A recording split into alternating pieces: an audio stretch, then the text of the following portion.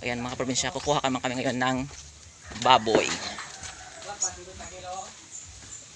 So, mga dyan siguro, mga 50. Ah, hindi guro, mga 40 lang guro. Mga 40, 48. 48. 5, dyan guro. Sako mo dati! So, ayan mga probinsya, ito yung kukunin namin ngayon.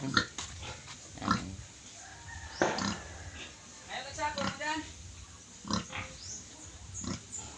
So yan, kung gusto nyo meron pa ditong binibenta, ayan, dalawa.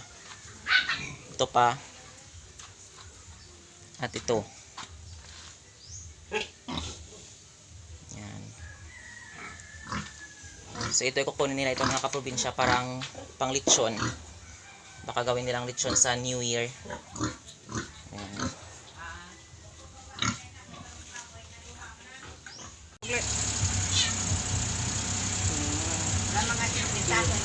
Singpintahon doon. 57. Pipira pa lang kasi managan ni ano? 57.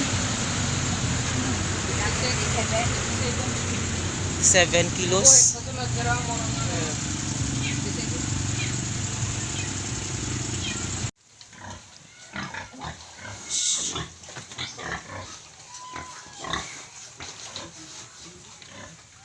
So, ayan mga kaprobinsya, yung dito sa kabila, ayan o. Nilipat ito silang dalawa kasi sobrang sikip dito mga kaprobinsya sa ganito kalaking space. So, ayan. So, nakuha na kanina yung isa doon. So, dito sila nilagay muna na dalawa para malaki kasi kawawa sila dito sa space na ito. So, ayan yung inahin na ito mga kaprobinsya is next month.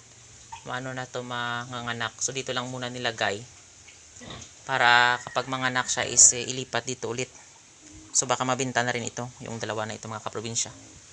So yan, dyan siya yung inahin na yun dyan, no? Nakalagay sa puno na yan, no? Yan. So ngayon meron na doong biik. So yung biik na ito mga kaprobinsya, doon ito sa kanilang harap ng bahay. So ngayon nilipat dito. Ayan. So gawin nila itong barako. Ayan. So yung biik na ito mga kaprobinsya is crossbreed na ito ng native pigs at durok na kulay brown. So yan, malaki na siya. Yan, mabait din. Yan.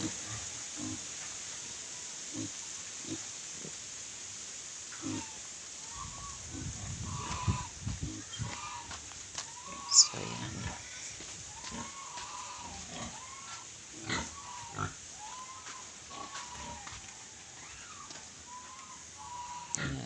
Tutulog yung mga biik. So yan, malaki na yung mga biik. Yan, natutulog sila. Ayan.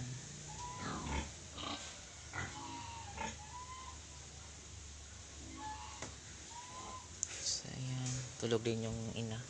Yung kanilang ina. Ayan.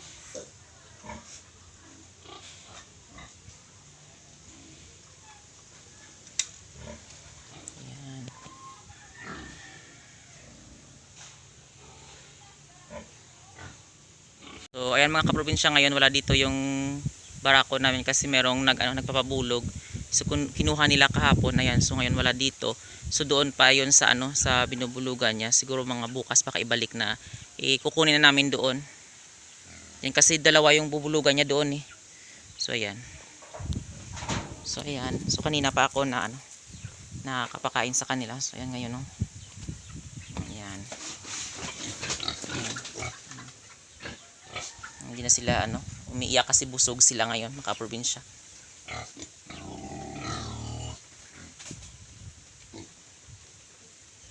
So ngayon sobrang na yung tubig mga kaprobinsya dito sa amin. Sobrang konti na lang ayan. Meron sila dito mga container o galon. Yan, inigiba nila ng tubig. So ayan. Yan, umiiyak na rin. Bago lang kayo kumain. So mga kaprobinsya, ngayon hindi namin sila binenta. Akala namin tataas yung presyo ng baboy. Ngayon bumaba yung live weight ng baboy is 180 per kilo sa sa live weight. So mga kaprobinsya, sobrang mura. So yan, hindi na lang muna ni Tito binebenta. Yung yung tawag dito. Yung mga yung mga fattenings na ito mga kaprobinsya. Yan. So ayan, meron din dito ang inahinan na. Ito. Dito lang nilagay muna. So meron siyang apat na biik. Ayan. Malalaki na yung kanyang mga biik. So 1 month na ito mga kaprobinsya. Ito mga kaprobinsya is crossbreed rin sa sa durok at native pigs. So ayan. So yung barako din na ito yung nagbulog dito, ayan So maganda yung kanilang pangangatawan. Kahit maliit lang yung kanilang nanay, yung inahin mga kaprobinsya is malaki din yung kanyang mga anak kasi masustansya at maganda rin yung naibigay ng ng inahin na tawag dito na gata sa kanyang mga biik. So yan, malaki yung mga biik. Tapos yung biik is 4 lang sila. So ayan.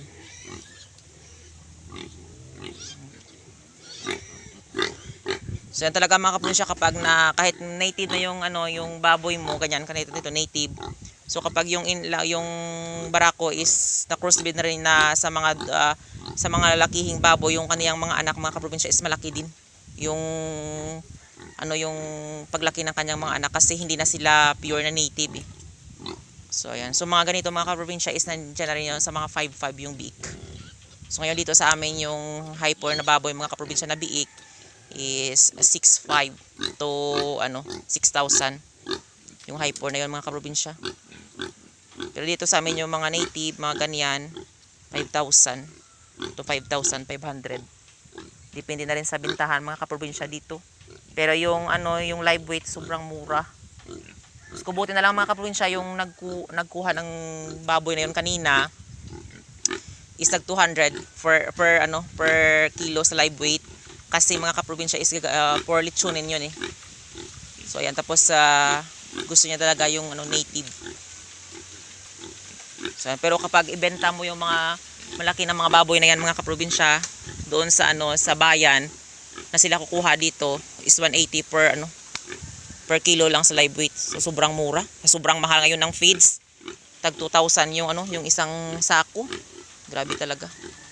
Para na ditong yung mga baboy kanila na lang binabarat. So kawawa talaga yung mga yung mga tawag ito yung mga farmers, mga kaprobinsya na mga maliliit. Hindi sila makabawi ng kanilang pagkain sa kanilang mga alaga na baboy dahil sobrang mura. Ayan. So yan mga kaprobinsya, maraming salamat sa walang sawang pagsusupport at panonood nyo sa aking YouTube channel. And don't forget to like, share, and subscribe to my YouTube channel. Thank you for watching and happy farming mga kaprobinsya. Merry Christmas!